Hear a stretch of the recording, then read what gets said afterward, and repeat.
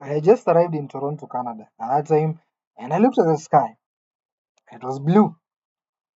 I don't know what I expected, but I thought uh, I really had some weird dreams about this place. It's like I was visiting a place of aliens or something of that sort. I expected the sky to be something like yellow, red, green, white, something. I was obsessed with snow at that time. So I thought the sky is probably just covered with snow waiting to fall on the ground. I'm walking. I'm walking. Another surprising thing, some white people are walking next to me. Like I didn't know that white people walk. I thought they were always flying wherever they went to. If they want to go to the shop, they fly. If they want to go to the loo, they fly. If they want to go to buy some things, they fly. I didn't know they were going to walk. I'm walking again. I look to my side, I see trees. I'm like, I thought this was just a place with buildings and advanced alien technology. There are trees, normal trees like in my village, and very well taken care of. And I saw grass, very well mowed grass. Nice, people are sleeping on it. And I'm like, wow, there's grass around here, and very nice grass. Whenever I see grass that looks this nice in Nairobi, there's usually a sign, don't step on the grass. But here there was no sign. Everyone was enjoying. I was like, this is nice. I look up, I see clouds. Like, wow, there are clouds here. Amazing. So I'm walking. I keep walking. I, I meet I meet someone dressed. Okay, he wasn't doing too bad. He was seated outside a convenience store. I was like, can you give me $1? $1. I'm like, well, what do you need $1 for? He's like, oh, I haven't eaten. I need some food. And if you could spare a few more dollars, I could find a place to sleep for tonight. So yeah, I encountered the first homeless man for the first time. I have seen homeless kids in Nairobi, but this was a white man. I never knew there were homeless white men. So I get into the convenience store. I'm like, I didn't have $1 at that time. I'm like, I don't have one. He's like, can you get me a drink from inside the convenience store? I'm like, okay, I'll do that. So I get into the convenience store, and I don't know much about the prices and everything. And everything looks so cheap. $1, $2, a full bag of candy or a bottle of pop. $1. I'm like, this is very cheap. I hadn't done the currency conversion in my mind because I would have realized it's actually very expensive from the Kenyan perspective. But I was used to seeing things in the Kenyan price tag, like 100, 200, 1,000, 2,000. So this looked cheap. So I went in, got him a Gatorade, I think, and a snack and something like that. So I'm going to pay at that time. And then I've already seen the price is like $1.99, $2.99. Then I go to the counter to pay. And suddenly the price has gone up. It is now I think $2 and a few cents on top. I'm like, what happened? It's like that's the price with tax. I'm like, is tax not included in the price? In Kenya, tax is usually already included in the price. You don't have to pay extra. Like, are you trying to con me or something? It's like you sound new here. That's how things go around here. So I thought I was being taken advantage of, but I just paid. It wasn't too much extra. Paid, went out. I gave the guy his soda. He's very thankful, and I continued walking. It was summer at that time. It was summer. It was hot. First of all, I thought it was cold throughout in Toronto before I went there. That's the image I had of it. It was always snowing and always cold, and people are always just experiencing cold. So it was hot. Men were shirtless with shorts. Women had short skirts, crop tops, and all that. Like people were just walking like it was in the Garden of Eden. They were just falling a little bit short of walking just barely naked and all that. At least that's how it seemed to me. Then I saw a bicycle, a white man riding a bicycle. I'm like, what the hell? Bicycles are for poor people. Even in Nairobi, if you ride a bicycle, everyone will look at you weird. Bicycles are what you use in the village. I'm like, what the hell are these people doing? I see another one is a bike and another one. Apparently, it's a hobby to ride a bike during summer in Toronto. And something else I came to realize, bikes are in high demand. Like you leave your car there and find it after 2 days. Leave your bike unattended. 30 minutes later, someone will have stolen the bike and they will be selling it on Craigslist or Kijiji.com. I realized that I lost a bike just like that. I left it without locking it and it was gone. Another one I even locked, but it was in a hidden place, so the person had enough time to cut the lock and everything. That was another surprising thing I didn't expect. And I was getting wonder after wonder. It had also been the first time, just a day before, it had been the first time I'd been to an airport. I didn't know how an airport looked like. It is the first time I had ever gone through immigration. Very stressful thing. The first thing I'd ever gone through airport security. They make me remove shoes, my belt, and everything. It's like they want me to strip naked, and they're just not telling me to do it. Why do I have to remove my shoes and my socks? What's the problem with that? And then they're like, you can't get in. I had a bottle of water. They're like, you can't get into the airport with water. I'm like, what am I going to do with this water? Pour it on on the pilot or something like that.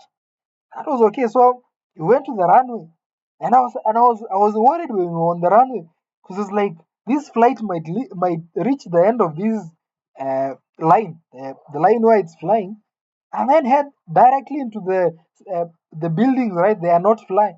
How sure is the pilot that before the end of this runway the plane is going to take off and fly? I was surprised, and when we took off, I was holding my life, my dear life. I was holding on to my dear life. So we went up to the clouds. I thought the clouds were solid. So I was surprised when we were passing through the clouds and it's just gas.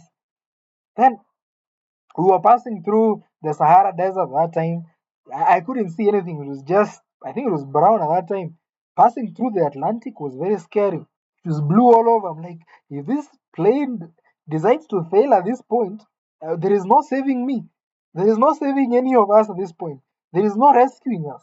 We are dead and gone. I don't know how people have the courage to go through such distances. I started remembering those people who crossed these using boats. Like these people are nuts. These explorers of the 17th and 18th century, or even before, they are crazy people. They went through a lot. And that was not the end of my surprises. So I was walking again. I was walking and I used to walk a lot. I just wanted to admire the place.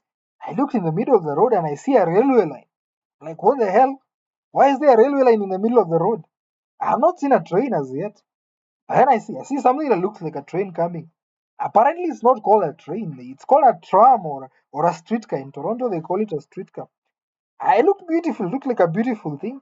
I was like, wow, I've not seen anything like this. And apparently, it's a preferred method of transport, and it's provided by the city, and it's the cheapest way you can travel. Obviously, there are taxis that are also, I think, run by the city, same color, so that you can see them from far. There's Uber. There is basically everything. It was fun. But one thing I had not known, and which someone told me, I was surprised, says there is a place where you go underground, and there is an actual train now. It's called the subway. I didn't know. I'm like, I'm gonna explore. So I went down also. I wanted to ride on that train as well. I thought it was expensive. It was very cheap, so I paid and got in. In my mind, I had heard of trains like these fast magnetic trains. I had read about them. I thought it was the one. So I was a bit disappointed to realize it's just a low speed train. And the only surprising thing about it is that it actually goes underground, which I thought was a weird way to put things. Why not let the train just move on the surface? So I rode on the train, nothing very interesting. Came out and I rode the bus. Apparently, once you pay for the train, it covers the streetcar and it also covers the bus. There's a bus. So depending on how far you're going, you connect using those few methods. And that was exciting. That was very exciting. Another surprising thing, another surprising thing which I thought was sorcery at that time. I just stood next to a door at some point and the door opened. Like I was just standing there. I was not planning to go in. I just stood next to the door. And it opened. I'm like, what the hell?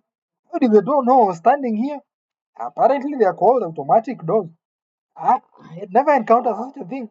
And something else, I walk into a room and the light goes on. I'm like, what the hell? How does the light know I'm here?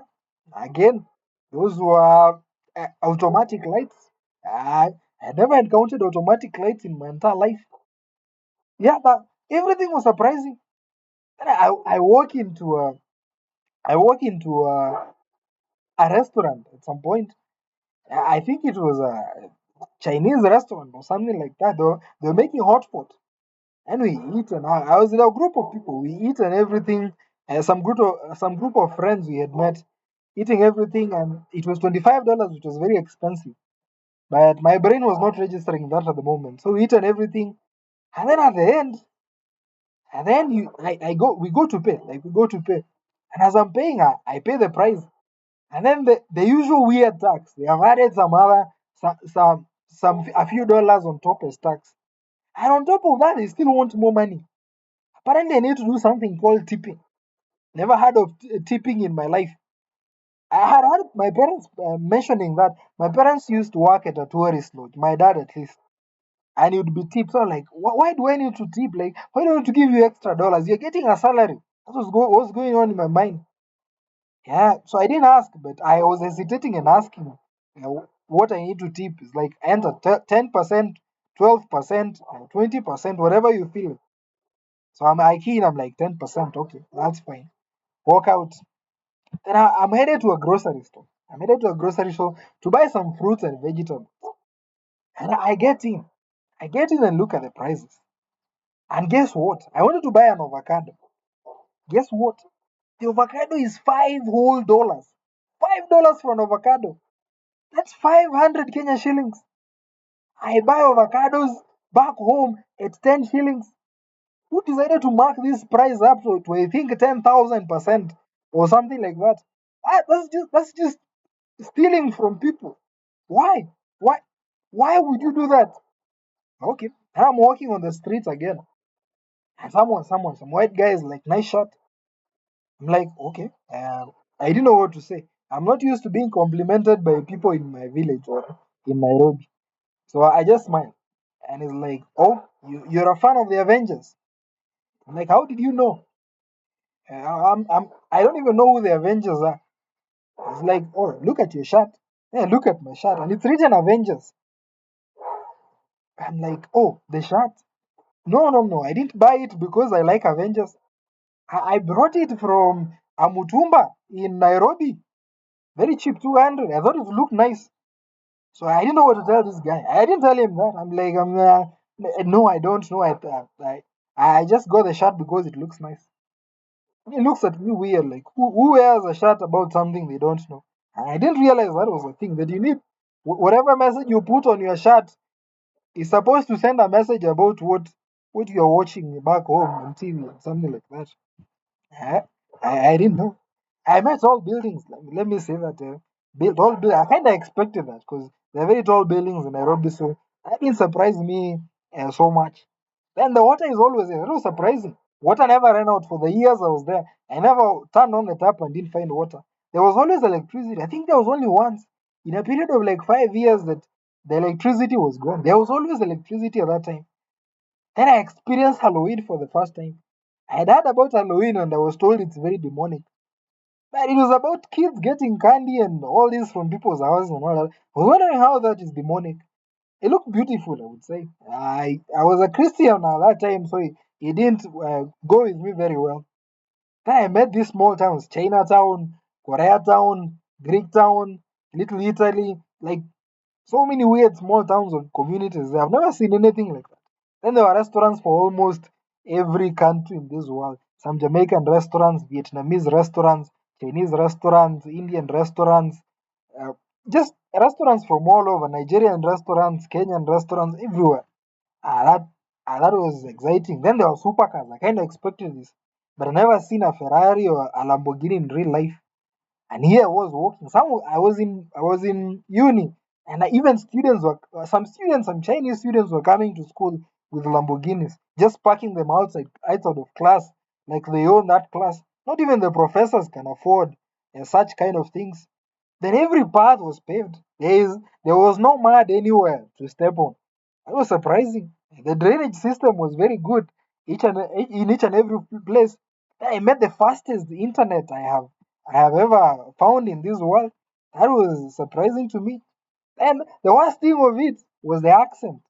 The accent was the worst part of it. Everyone kept telling me, pardon, pardon, pardon. I was wondering, do I even know English? That's it.